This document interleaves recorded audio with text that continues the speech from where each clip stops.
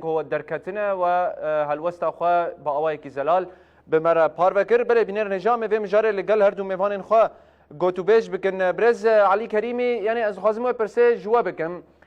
پارتیا دموکراتا کردستان چش شنگال دخوازه تزانین کو اب نجاره که 2014 شنگال بتنی هاتشتن د سال 1975 ده د سال 2014 ده و د 2017 هر وها پشتی رفراندوم جی شنگال دیسا بتنی هاتشتن یعنی پارتیا دموکراتا کردستان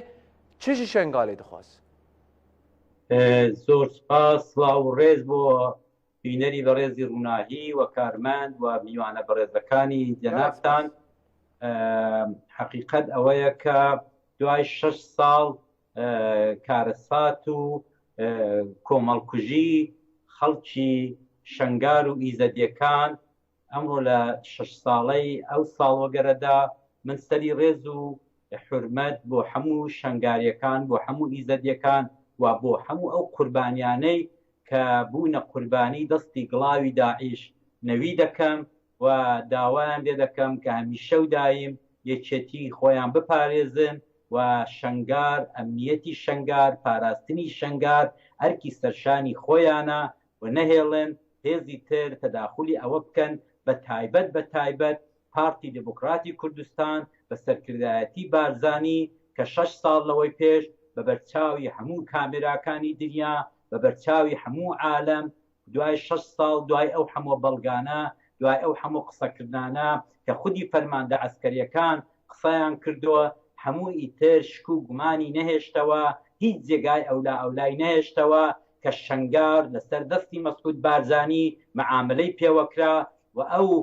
ئەو خەڵکە شەریف و ئەو خەڵکە ڕەسەنەی میلەتی کورد بوون بە قوربانی ئارزوو حەز و شتەکانی ئاغای خودی مەسعودی بارزانی لەوەیدا ئەمن هیچ شک و گومانێکم نییە و هەر وەکو دەبینن لە چەند ڕۆژی ڕابردوو بە بۆنەی ساڵوەگەری کارەساتی شەنگار زۆر کەس هاتە قسەکردن فەرماندە عەسکەریەکان هاتوونە قسەکردن من هەردووینە جۆم لە قسەی فەرماندەیەکی عەسکەری بوو کە بەڕاستی ئەگەر ئەوە لە هەر دنیایەکی دیکە لە هەر وڵاتێکی دیکە فەرماندەیەکی عەسکەری ئاوا بێتە قسەکردن یا دەبێ ئەو حکوومەتە بڕوخێ ئیستقالە بکا و بڕوات بدرێ بە دادگا یا ئەوەی کە دەبێ بێن مۆقیفیان هەبێت ئەوان هاتوون لە 6 ساڵەی ساڵوەگەری ئەو جنایەتە پیسەی کە خۆیان تێیدا شەریک بوون کە خۆیان بەشێک بوون لە مؤامرەکە کە خۆیان لە ساڵێک پێشتر و هەر لە ئەردەن لەگەڵ داعیش و لەگەڵ کاربەدەستانی مووسڵ ئەوەیان کردە قوربانی پێشڕەویەکان و خولیا و ئارزوەکانی شخصی مەسعود بارزانی بۆەوەی کە بگاتە مادەی 140 و هەموو مەناتقی جێناکۆک لەسەر مەعاملەکردن لەگەڵ خەڵکی شەنگار بەدەستبێنێت و بیکاتە فەخر و شانازێک بۆ خۆی ئیتر ئەو ڕۆکانە ئیتر دەبێت جێگای شک و گومان بۆ خەڵک و بە تایبەت ئیزەدیەکان نەهێڵێتەوە کە ئەم هێزە ئەم بنەماڵەیە نەدۆستی کوردن ئەو بنەماڵەیە دوژمنی کوردن ئەو بنەماڵەیە لەوەتی هەن ئیستفادە دەکەن سوء ئیستفادە دەکەن لە پێکاتە لە کەمینەکان لە هەمووی ئەوانە هەرچەند ئیزەدی بەشێکی دانەبراوە لە نەتەوەی کورد بەڵام ئێوە هەر سیر بکەن بزانە ئەوان بە بیانووی پێکاتە و بە بیانووی کۆتا سوء ئیستفادە لە تورکەمەن دەکەن سوء ئیستفادە لە مەسیحی دەکەن سوء ئیستفادە لە کلدانی دەکەن هەر بۆەوەی کە کورسێکیان پێوە دەست بێنن و بۆ ئەو کورسێ بێنن لە بەدەسەڵاتی خۆیان بۆ زۆر و زۆرداری بۆ تاڵانی میلەت ئیستفادەی لێ بکەن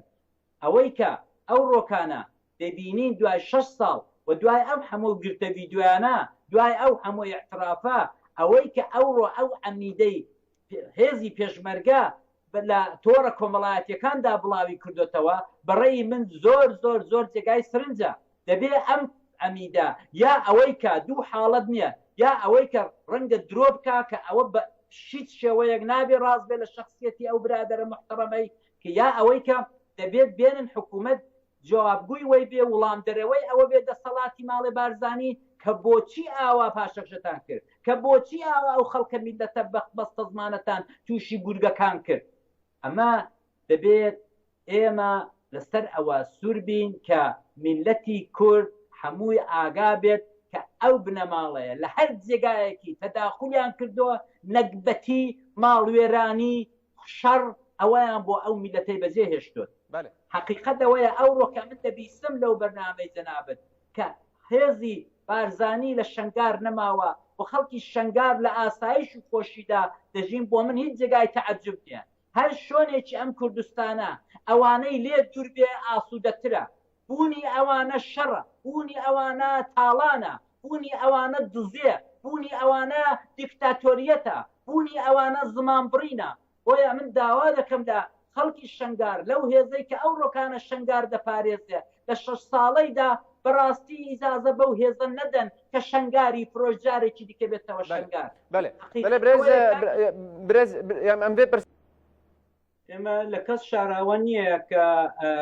هێزی پارتی دموکراتی کوردستان یا ئەو میلیشیایی کە بەدەستی مەسعود بارزانیەوە زیاتر لە 56 ساڵە ساحەی کوردستانی لە هەر 3-4 بەشەکەدا داگرتەوە هەمیشە دایم ئەو تەداخلانەی کە ئەو میلیشیایە کردوێتی چ لە ڕۆژهەڵاتی کوردستان لە ساڵانی 79 و ساڵانی 80 و چ لە ڕۆژاوای کوردستان و چ لە خودی باشووری کوردستان بەغەیرە نەکبەتی بەغەیرە شەڕ بەغەیرە چارەڕەشی بۆ میلەتی کوردی نەهێناوە ئەو میلیشیایە ئەو میلیشیایە نە میلیشیایەکی نەتەوەیی و نیشتیمانیە ئەو میلیشیایە نە میلیشیایەکە یا هێزێکی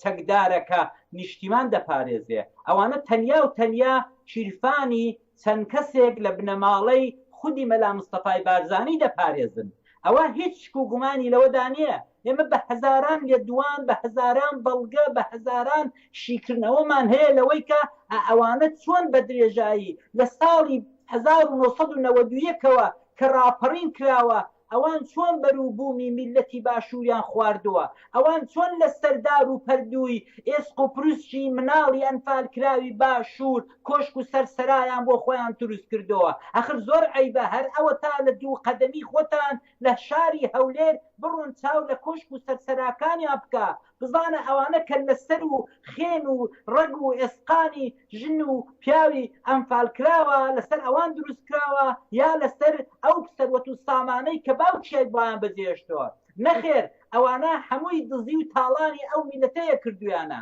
ئەو ڕۆژ بەوە زۆر تێکچوون ئەو ڕۆ بەوەی ناڕەحەتن کە دوای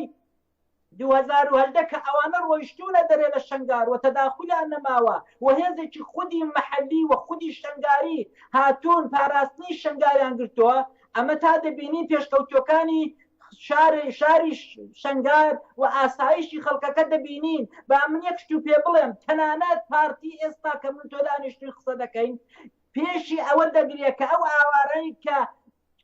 پەڕیوەی ئۆردوگاکان و شارەکانی تری باشووری کوردستان بوون بە عەمەلی ڕێگایان لێ دەگرێت کە بگەڕێنەوە شەنگار ئەتۆ بزانە چۆن ئیستفادە لەو پێکاتانە دەکا نۆنەرێک دەباتە پارلەمان کە فڕی بەسەر ئیزدەیەکانەوە نییە فقط و فقط بۆ مستەفید بوونە دەیباتە ئەوێ و بۆ کورسێک بۆ خۆی زیاد بکە خەڵکی ڕەسەنی شەنگار نابا کە بسێرێ بێتە نوێنەری شەنگاریەکان خەڵکی ڕەسەنی تورکەمەن لە هەولێر و لە کەرکووک نابا بباتە پارلەمانی کوردستان کە دیفاع لە نەتەوەی تورکەمەنیا یا کلدانی بکە کەسێک دەبا کە جۆ لە مەستی خۆیەتی ئەخ زۆر عیبە تۆ بەنێوی کەمینەی تورکەمەن یا شەنگار یا ئیزەدی خەڵک بەری بەڵام تا من پارتی بێ لە بارزانی تر بێت ئەمە زۆر عیبە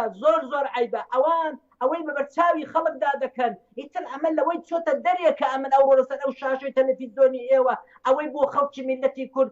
ئاشکرا بکەم ڕوونی بکەمەوە ئەتا ئەوە تا لە 6 ساڵی ڕابردوودا وەرن سەیری هەموو دۆکومنتەکان بکەن کە بزانن ئەوانە چەند بە دوژمنایەتی ئەوانە چۆن دەستیان لەگەڵ داعش لەگەڵ تورکیا تێکەڵ کرد بۆ ئەوەی کە ئەو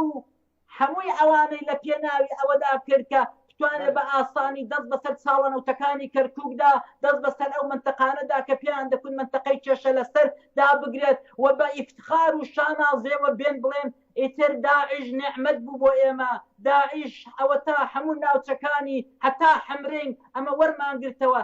کاکە ئەوانە هەمووی بڵقێکی سەر ئاو بوون کە زۆر بە زووی دۆڕاندیان ئەخر ئەو ڕۆکانە ئەمە چۆن بە میلەتی کورد بڵم کاکە فەرامۆشکار مەبە وەرە بزانە هەر 4 ساڵ لەوەی پێش ئەو مەسعود بارزانیە چی بەسەر ئەو میلەتە هێنا بە ناوی ڕەفراندوم کە بە موامرەی تورک کرا ئەمن دڵنیام ئەوەی کە بە موامرەی تورک کرا هەبزانە چی بەسەر ئەو میلەتەی هێنا چێن برسێتی و حساری خستە سەر ئەو میلەتی باشوور وە چۆن تەواو نیوەی خاچی کوردستانی دووبارە دۆڕاندەوە بە حەشتی شعبی ئەو ڕۆکانە دێن مزایدە دەکەن ئەو ڕۆکانە بەیانی هەڵدەستم بابەکە دەڵێ شنگار ئەوی دیکە دەڵێ شنگار ئەوی دیکە دەڵێ شنگار هەمووی درۆ دەکەن. بله برز عادل اموی جواب پرسن یعنی دوی دم داوید مگل جاران دید شنگال جالی دولتات هەواڵ جان هیچ جێگای ئەولانەیە کە بە درێژایی ئەم ساڵانەی ڕابردوو ئێمە ڕاستێکمی حاشا هەڵنەگرمان بۆ هاتۆ بۆ ڕوون و ئاشکرایە ئەویش ئەوەیە کە بنەماڵەی بارزانی بەغیر ئەز ئەمیلێک بەغیر ئەز وابەستەیەک بەغیر ئەز جۆلەمستێکی دەوڵەتی ئۆردوغان دەوڵەتی تورکیا هیچ شتێکی تر نییە هەتا دەوڵەتی تورکیا ئەمریان پێدەکان نیشتیمانی کوردان شنگار ئیزەدی هێزەکانی تر هەمووی ئەوانە کەرکووک هەمووی ئەوانە بەلاوە دەچێت ئەوانە حاشیەن پەراوێزن ئەوەی کە سەرەکێ ئەجێندای سەرەکی بنەماڵەی بارزانیە سیاسەتە گڵاوەکانی دژە کوردی دەوڵەتی تورکیایە ڕاستە ئەوان ئەوڕۆ نایانەوێ هێزێکی سەر بەخۆی خاوەن فکر خاوەن ئیرادەی خۆی ئەو ڕۆکانە لە شنگار بێت بۆ چونکە جێگایەکی زۆر سیاسی جیۆپۆلیتیکێکی حساسی منتەقەیە لەباری جۆغرافیایەوە و تورک ئەوەی پێ خۆش نییە کە هێزێک لەوێ بێ کە ئەوەڵەن سەربەخۆ بێ یا سەر لایەنگەر یا فکر و ئەفکاری هێزێکی هەبێ کە دژە تورک بێت بۆیە ئەوان ئەوەی زۆر باش دەزانن مەسەلەکە نیشتیمان نییە مەسەلەکە نیشتیمان خۆشەویستی نییە بەداخەوە ئێمە ئەو میلەتەمان ئاوا بارهێنا بەداخەوە ئەوانە لە باشووری کوردستان و لە پارتی دموکراتی کوردستان و لە بنەماڵەی بارزانی ئەو میلەتیان وا گۆش کردووە کادرەکانیان